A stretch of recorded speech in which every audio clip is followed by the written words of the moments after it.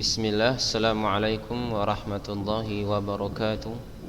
Alhamdulillahi rabbil alamin. Wassalatu wassalamu ala rasulillahi ajma'in.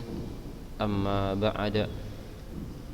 Alhamdulillah, kita bersyukur kepada Allah Jalla wa'ala atas limpahan rahmat dan nikmatnya kepada kita semua, sehingga dengan sebab demikian Allah subhanahu wa ta'ala telah memberikan kita kesempatan untuk hidup kembali, sehingga kita mengatakan ketika kita bangun tidur, alhamdulillahilladzi ahyana ba'da ma amatana wa ilaihin nusyur. Kita berdoa ketika bangun tidur itu sebagai tanda kita bersyukur pada Allah Subhanahu wa taala yang telah menghidupkan kita padahal kita mati sebelumnya. Jadi tidur disebut juga dengan kematian bagi seseorang. Salawat dan salam kita sampaikan kepada Nabi kita yang mulia Rasulullah sallallahu alaihi wasallam. Mudah-mudahan kelak kita di akhirat dikumpulkan bersama-sama beliau sallallahu alaihi wasallam. Ayuhat talabah rahimani wa rahimakumullah jami'an. Fi hadzal yaum nuwasil wa nastamir darsana alladhi yata'allaqu fi haditsin al-arba'in an-Nawawi rahimahullahu ta'ala. Bahasna fi al-madi, yakni fil hadits al-ashir. Kita telah sampai sebelumnya pada hadis yang ke-10 ya. Yang ke-10 yaitu tentang orang-orang yang tak diijabahkan doanya oleh Allah Subhanahu wa taala. Kenapa? Karena usaha dia untuk makan dari cara yang haram.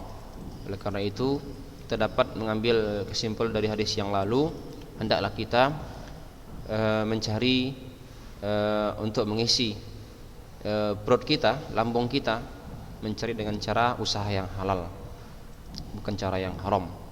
Karena ketika ketika perut kita ini diisi dengan yang haram, maka itu diantara salah satu sebab akan terhalangnya doa ketika kita mendoa kepada Allah Subhanahu wa taala. Maka Allah Subhanahu wa taala tidak akan mengabulkan doa tersebut karena makanan kita, minuman kita, pakaian kita, dan dia dibesarkan tumbuh berkembang dengan yang haram. Taib. Fi hadzal yaum nantaqil ila al-hadis al-hadi asyar. Pada hari ini kita akan melanjutkan pelajaran yang berikutnya, pelajaran yang ke-11. Pelajaran yang ke-11. Ya. Ini dia ya. Perhatikan. Al-bu'du anis syubhat. Ya. Inilah judul kita pada hari ini. Atau menghindari, menjauhi diri dari yang syubhat atau yang meragukan. Kalau dalam hadis antum meninggalkan keraguan, mungkin seperti itu artinya ya. Kok di sini artinya menjauhi diri dari yang syubhat, atau makna lain adalah menjauhi dari yang meragukan. Taib. Semuanya perhatikan hadisnya. Yang punya buku, perhatikan bukunya. Jangan antum main-main ketika belajar. Anggaplah seperti ada guru di depan antum, sehingga antum jangan main-main. Ya, perhatikan baik-baik ya. Ustaz bacain hadisnya, antum simak baik-baik. Bismillah. An Abi Muhammad dinil Hasan ibni Ali ibni Abi Talib. Nukarir. An Abi Muhammad dinil. Jadi bukan Muhammad din, bukan, salah. Cara membacanya adalah An Abi Muhammad dinil ya. An Abi Muhammad dinil Hasan ibni Ali ibni Abi Talib. Kita ulangi lagi. An Abi Muhammadinil Hasan ibni Ali ibni Abi Talib. Sibti Rasulillah sallallahu alaihi wasallam wa raihanatihi radhiyallahu ta'ala anhuma qal hafidtu min Rasulillahi sallallahu alaihi wasallam da' ma yaribuka ila ma la yaribuk. Rawahu Tirmidzi wan Nasa'i wa qala Tirmidzi haditsun hasanun sahih. Baik, kita ulangi lagi. Perhatikan baik-baik.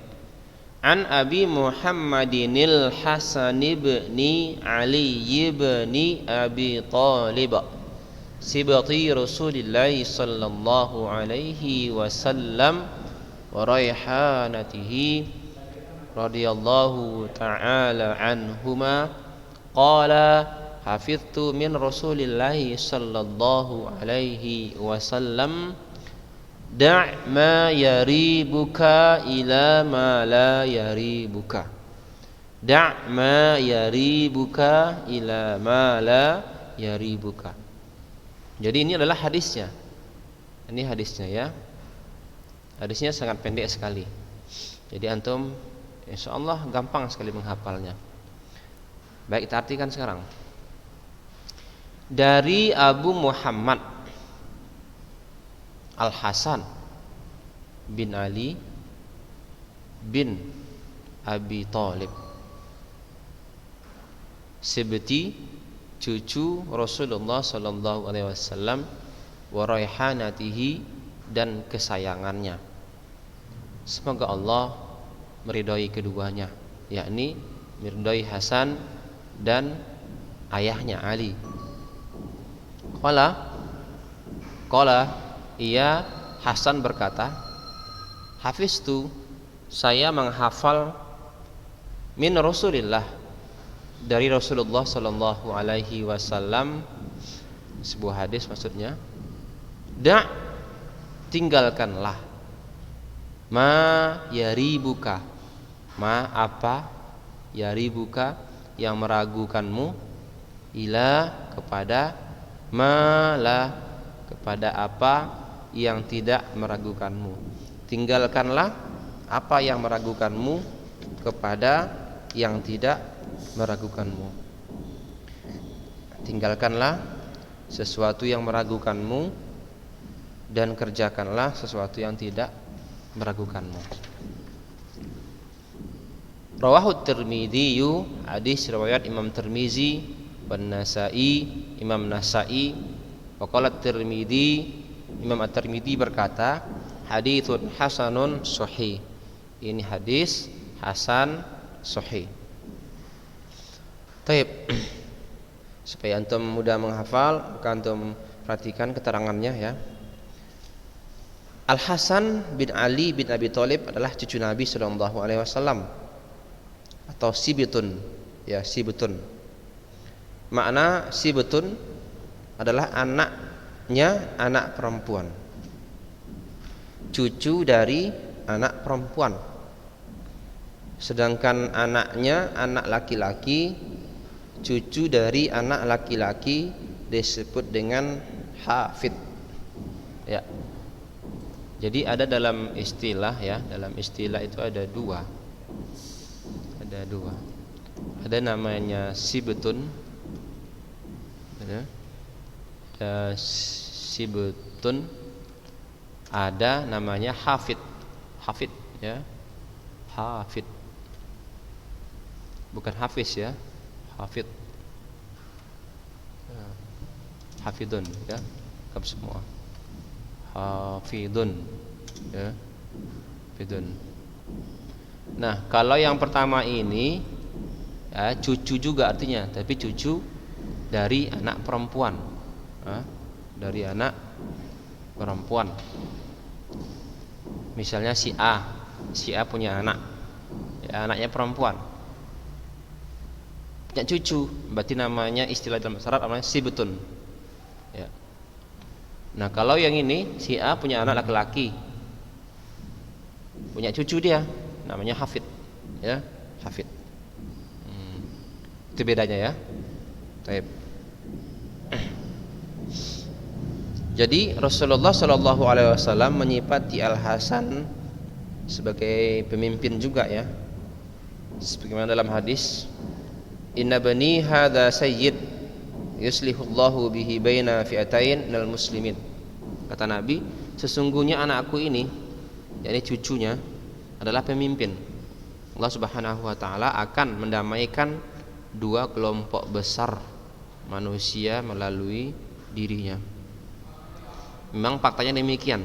Setelah terbunuhnya Ali bin Abi Thalib, ya, setelah terbunuhnya Ali ayah beliau, ya, Al Hasan dibaiat sebagai khalifah pengganti. Jadi setelah wafatnya Ali, terbunuhnya Ali,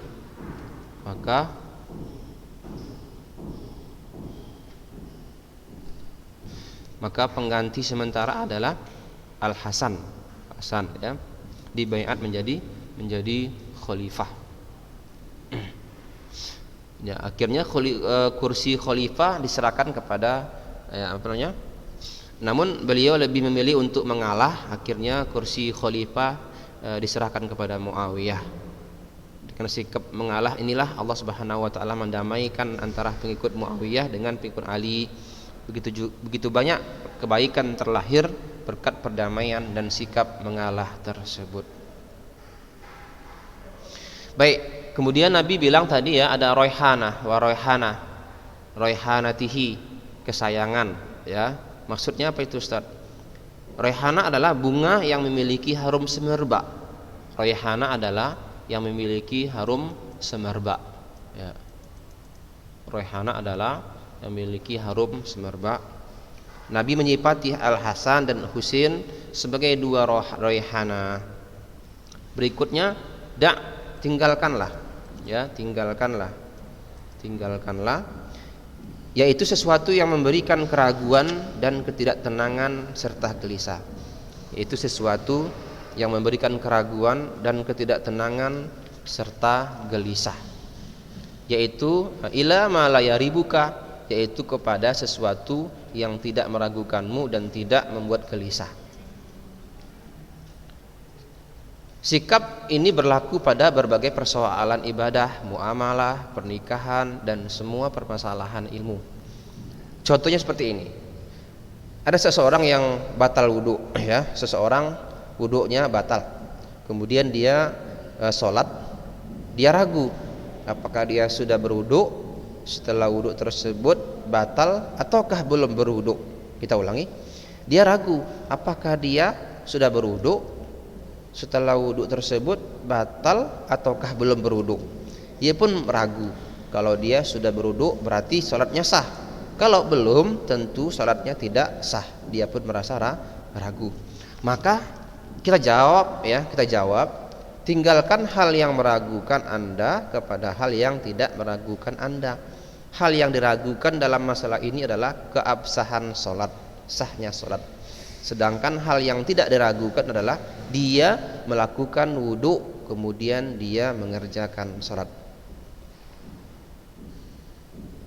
Jadi oleh karena itu kita harus meninggalkan yang ragu-ragu, gitu kan.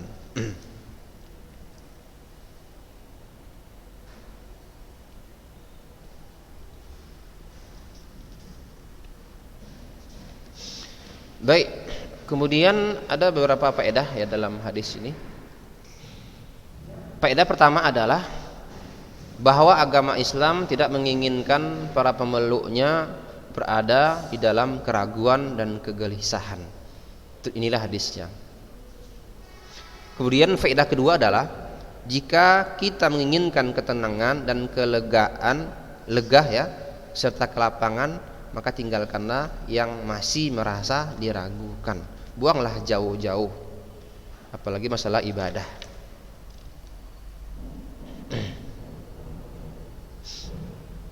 Contohnya adalah seperti seseorang melakukan tawaf di Ka'bah. Kemudian setelah selesai dia menuju makam Ibrahim untuk mengerjakan sholat. Lalu timbul keraguan, apakah dia telah tawaf sebanyak 7 kali ataukah baru 6 kali? Jawabannya adalah dia tidak melakukan apa-apa, sebab keraguan ini baru muncul setelah selesainya ibadah. Kecuali kalau dia yakin bahwa dia baru tawaf, sebanyak 6 kali. Jika demikian, maka dia pun menyempurnakan tawafnya. Tentunya jika jedahnya tidak terlalu lama. Kalau sudah terlalu lama, ya berarti sudah dianggap tidak dihitung gitu kan. Ulang lagi. Contohnya lain adalah misalnya seseorang telah selesai mengerjakan sholat dan mengucapkan salam.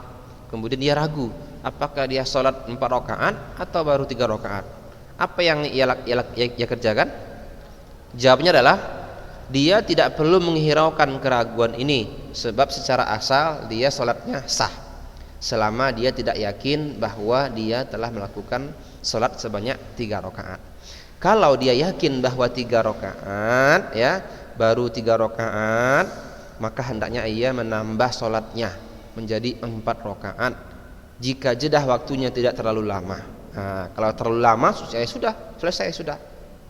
Kalau masih ada waktu, masih habis salam kayaknya saya baru 3 rakaat, langsung dia bangkit lagi untuk menambah rakaat yang terakhir, 1 rakaat lagi.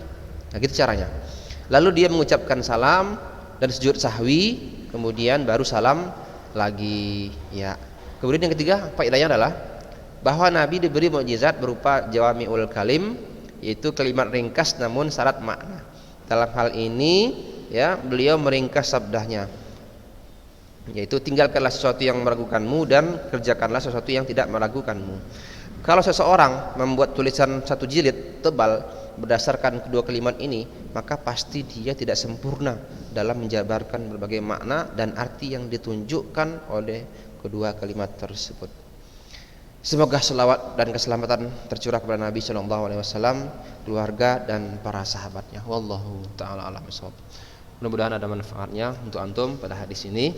Baik, selain tugas menghafal, nyetor hafalan kepada Ustadz, maka Ustadz pada hari ini meminta antum, ya, untuk mencatat apa-apa aja, ya, keterangan daripada hadis yang ke-11 ini. Antum catat nanti, ya. Nanti antum kirim ke Ustadz, antum fotoi ke Ustadz. Atau boleh juga antum ketik, ya. Nah, tugas ini boleh antum ketik, ya. Antum ketik, ya, antum dengarkan baik-baik materi ini. Antum dengarkan apa aja keterangannya, antum ketik di handphone, enggak usah ditulis pakai tangan, enggak usah tulis tangan. Antum ketik aja, antum ketik keterangan Ustadz, ya. Lalu kirim ke WA Ustadz. Ya, itu aja tugas antum, ya. Selain menghafal, nyetor hafalan, antum tulis, ya, apa aja keterangannya. Ya, baik. Naktatim, subhanakallahumma bihamdik, asyhadu alla ilaha illa anta, astaghfiruka wa atubu ilaik. Wassalamualaikum warahmatullahi wabarakatuh.